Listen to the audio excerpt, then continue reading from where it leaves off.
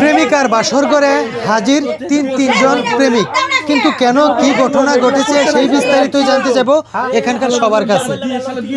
তো কাকা আপনারা একটু চুপচাপ থাকেন। এখানে আপনার ছেলের বাসর ঘর, অথচ তিনজন প্রেমিক, এর কারণটা কি? কারণটা তো বাবা আমি সঠিক বুঝতেছি না। আমার ছেলের আমি শখ করে বিয়ে করাইলাম, বিয়ে করানোর পর এই যে তিনটা এরা বলে ওই মেয়েরে ভালোবাসে, এটা তো আর আমরা জানি না। অন যে তিনটা হাজির হয়েছে সকালবেলা কতটি আর হাজির হয়, ঠিক আছে। আমি এখনই তার মেয়েরে তার বাবার কাছে ফোন দেই, তার গার্জিয়ান নাই না, তার মেয়েরে কি করবো না করবো এই রাইতে আমার বাড়ি ছেড়ে বাড়ি করবো। ফোন দাও আমি এখন ফোন দিই। আচ্ছা রাখেন, পরে ফোন দেন। তো দর্শক, আসলে বরের বাবা যতটুকু মানে বললো যে আসলে মূলত তিনজন রাত্রে হাজির, সকালবেলা কতজন হাজির হয় সেটার নাই কোনো ঠিক, কিন্তু এখনই এই মুহূর্তে মেয়ের বাবার বাড়িতে পাঠিয়ে দেওয়ার একটি আলোচনা করতেছে। তো এখন আমরা চলে যাব প্রেমিকের কাছে।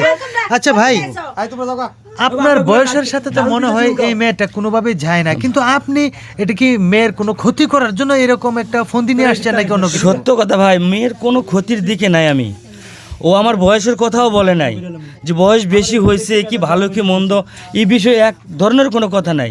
আমি তাকে ছোটোর থেকে অনেক বড় করে পড়ালেখা করাইছি, জীবনে যা পরিশ্রম করছি রিক্সা চালায় সব তার পিছনে আমি ব্যয় করছি ভাই, কিন্তু আজকে আমার হঠাৎ করে আমাকে হঠাৎ করে আমাকে বাদ দিয়ে অন্যের বাসরে বসে রয়েছে রে ভাই, আমি কতটা কষ্ট ভাই কান্নাকাটি করি না, কান্নাকাটি। তো দর্শক, আমরা যতটুকু বুঝতে পারলাম যে উনি কিন্তু আসলে মূলত রিক্সা চালক, ছোটবেলা থেকে বড় করেছে, মানে এক পর্যায়ে পড়াশোনা পর্যন্ত করেছে, সম্পূর্ণ খরচ বহন করেছিল কিন্তু উনি, কিন্তু আজকে উনাকেই কষ্ট দিয়ে অন্যের বাসর করে। তো আমরা এখন চলে, আচ্ছা ভাই একটু চুপ করেন, আচ্ছা একটু চুপ করেন। তো এখন আমরা চলে যাচ্ছি আরেকজন প্রেমিকের কাছে। আচ্ছা ভাই, আপনি কিভাবে এখানে আসলেন? আপনি কত নাম্বার প্রেমিক? ভাই আমি হতভাগা, যার পৃথিবীতে বাপ মা নাই তার কেউই নাই। এই যে ভাই কথাই আছে না ভাই, বিষাক্ত সাপকে বিশ্বাস করা যায়, কোনো ছলনাময় নারীকে বিশ্বাস করা যায় না। ওই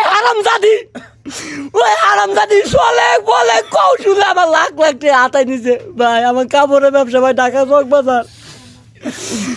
চক বাজার আমার কাপড়ের ব্যবসা, এমন কোনো দিন নাই 10,000 5,000 টাকা না বাড়াই দিছি, এমন কোনো দিন নাই দামি কাপড় জমা না দিছি। এই শাড়ি দাও আমার, এই শাড়ি দাও ভাই আমার, আজ আমি পথের ভিখারি ভাই, আমি কই যাবো? লাখ টাকা ঋণের মধ্যে পড়ছি ভাই, আর বুদ্ধি না দুয়ান বাদ যা আছে সব বেঁচে টিয়া দিছি, আর কিছু নাই ভাই। তো দর্শক, আমরা দ্বিতীয় প্রেমিকের কাছে যতটুকু বুঝতে পারলাম যে ওনার একটা কাপড়ের ব্যবসা ছিল, এই কাপড়ের ব্যবসাটা সম্পূর্ণই কিন্তু এই মেয়েটার পিছনে খরচ করলো, লাস্টে অবশেষে দেখা গেল তার পুঁজি নেই। তো এখন আমরা চলে যাব আরেকজন প্রেমিক আছে তার কাছে। আচ্ছা ভাই, আপনিও কি আসলে ওনার প্রেমে পড়েছিলেন? প্রেমে পড়ছে কি সহে দেই হ্যাঁ বড় করছি। ও যখন 5-এ পড়ে তখন থেকে মনে করেন আমার দোকানের সামনে তো যায় আসে। আমি মনে করেন ও যে স্কুলে পড়ে ওই স্কুল থেকে 250 গজ দূর আমার একটা ফলের দোকান, কিন্তু এই ফলের দোকানে আমার ফ্যামিলিতে বাপ মায়ের আমি কোনোদিনই উন্নতি দেখাইতে পারি নাই, কারণ যে কয়বারই শ্যামবাজার তো ফল আনি আমি করি মনে করেন বাপের ব্যবসায় ধরা খাইছি। আসলে তো ব্যবসায় ধরা খাই নাই, ওরে ফল খাওয়াইছি, ফলের তো লাভ যা হয়েছে ওরে দিছি। ওইটা 2টা ভালো ফল আমি নিজে আত্মারে দেই নাই, যে আমার মনে করেন আত্মারে দিলেও শরীর স্বাস্থ্যটা ভালো হইতো। কথা আটকে যাইতেছে, জড়তা দেখছেন কি পরিমাণ দুর্বল খাইতেছি আমি। আচ্ছা, এখানে যে বিয়ে হয়েছে এটা আপনি কিভাবে খুঁজ পাইলেন? ভাই কে আমার বাসাতে আমার দোকানের সামনে দাদা এই যে এই মুরব্বী দেয় 3 কেজি মিষ্টি নিয়ে আইতেছে। আমি কই আপনার বাড়িতে হঠাৎ করে 3 কেজি মিষ্টি নিয়ে যাইতেছেন, ঘটনা কি? কয় কে জানো না, আমার পোলারে বিয়ে করাইতেছি। যে পোলারে বিয়ে করাইতেছেন কারে দিয়া?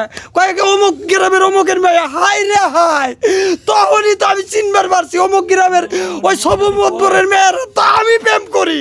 তাইলে যদি ওনার পোলার দিয়ে বিয়ে করায় তাহলে আমার কি হইব? এখন যে লাউ হেই কত আইসা তো বিয়ে হয়েই গেছে। এখন তো মনে করেন আমার কচু গাছের হাতে মনে হয় ফাঁসি দিব, না হইলে মনে করেন বেন্না গাছের হাতে রশিদ লটকে ফোন দিতেছি ভাই, আমি এই জীবন রাখবো না। আমি ফোন দিলে আমি অসুস্থ, আজকে সকাল আজকে সকালবেলা তো দর্শক আমরা তো তিনজন প্রেমিকের কথা শুনতে পাইলাম, এখন আমরা চলে যাব একটু মায়ের কাছে। আচ্ছা আন্টি, এখন আপনার ছেলেকে তো শখ করে বিয়ে করেছেন আপনার ছেলের ভবিষ্যৎ দেখে, এখন আপনার ছেলের বউ যে তিনটা প্রেমিক লালন পালন করলো, কিন্তু এখন এই বিষয়টা কি করবেন? অহন তো বাজান কথাবার্তি হেগো কথাবার্তি হই না তো দেখতেছি বৌমা দুষ্টি, বৌমা চরিত্র খারাপ। অহন তাহলে এই বউ আমি চালের তলে রাখবো না, কোনো দিনও না, কোশ্চিন কালেও না। দরকার পড়ে পুলা আমি আর একটা বিয়ে করাম। তো দর্শক আসলে জানি না শেষ পর্যায়ে কি হয়, আপনারা দেখতে থাকুন আর কমেন্ট করুন। আসলে একটা নারী কতগুলা প্রেম করতে পারে আর কত জনের মানে টাকা পয়সা লুট করে খেতে পারে, এই মানে জ্বলন্ত প্রমাণ একটা আমরা দেওয়ার চেষ্টা করছি। তো এখন আমরা চলে যাব নববধূর কাছে। আচ্ছা, আপনি এতগুলা প্রেম করলেন কেন? আমি প্রেম করি নাই, আমি রাস্তা দিয়ে যাওয়া আসা করতাম স্কুলে। এই লোকটা আমার খালি বিরক্ত করতো, খালি অফার দিত যে তোমার আমার ভাল লাগে, তোমার আমি পছন্দ করি। তো আমি ওদের পাত্তা দিতাম না। ওর সাথে কি আমার সাথে মিলে বলেন? জানো ওর সাথে আর ও করতো, কিন্তু আমি কারো পছন্দ করতাম না। সুন্দর থেকে সবাই আমার পছন্দ করে, কিন্তু আমার বাবা আমার পছন্দ করে হ্যার লগে বিয়ে দিছে। পরে হ্যাঁ আইসা হাজির হয়েছে, এটা কি আমার দোষ? আচ্ছা ঠিক আছে, দোষ হয়েছে আমি নাকি সবার সাথে প্রেম আমার ভাই তাই গন্ডগোল লাগিয়েছ হালার বুহালা। আচ্ছা আচ্ছা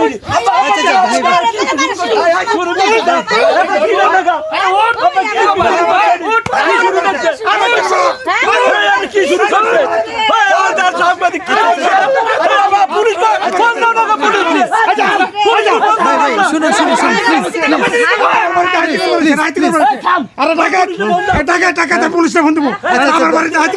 আচ্ছা আচ্ছা দাঁড়ান দাঁড়ান দাঁড়ান দাঁড়ান একটু শান্ত বলেন প্লিজ। আমি তো কইছি বাজান সকালে এটা ব্যবস্থা করুম, রাত করে তোরা জাগা, আমি সকালে এই বউ আমি পাঠিয়ে দিব।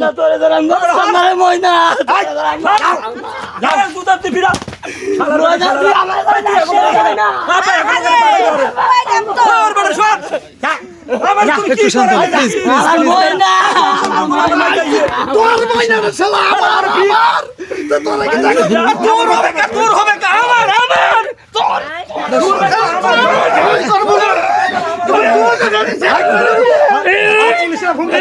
প্লিজ প্লিজ সবাই একটু শান্ত। তো দর্শক আসলে মূলত এই ভিডিওটা তৈরি করার কারণ ছিল বর্তমান যুগে কিছু কিছু নারী আছে যারা কিনা অনেকগুলো প্রেম একসাথে চালিয়ে যায়, আর একসাথে চালিয়ে গিয়ে কিন্তু এক একজনের কাছ থেকে এক একটা মানে চাওয়া থাকে বা তাদের লোভ লালসা থাকে, বিভিন্ন ধরনের জিনিসপত্র নেয়, টাকা পয়সা নেয়, নিয়ে কিন্তু কাউকে কিন্তু বিয়ে করে না।